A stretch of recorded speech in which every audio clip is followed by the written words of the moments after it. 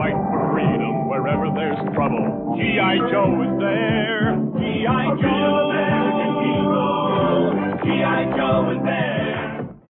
The U.S. is now in a recession after a second quarter of GDP reduction. However, the White House is arguing that we are not in a recession. In honor of this about turn, we decide to look at some recent changes in definitions. Recession is now a strong economy. A man is now a woman. Pedophiles are now teachers. As for marriage, the old ball and chain is now a ball gag. And her pronoun used to be she. Former Prime Minister of UK, Boris Johnson, has been nominated to lead NATO.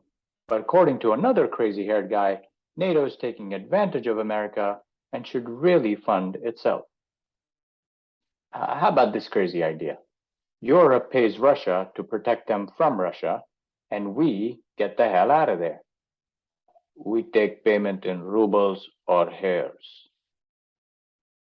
A review of prior studies is calling into question the link between chemical imbalances in the brain and depression, raising into question what does really cause depression. Maybe it's the decline of spirituality. Who needs God when you've got Prozac? Tom Cruise warned us about this 17 years ago. Let's take a listen. Matt, you have to understand this.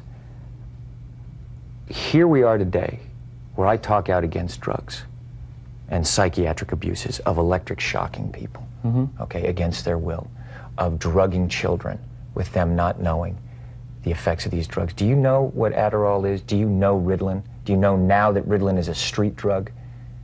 Do you understand that? Who benefited from one of those drugs? All it does is mask the problem, Matt. And if you understand the history of it, it masks the problem. That's what it does. That's all it does. You're not getting to the reason why. There is no such thing as a chemical imbalance. But what happens, the antidepressant, all it does is mask the problem. There's ways of vitamins and through exercise and various things. I'm not saying that that isn't real.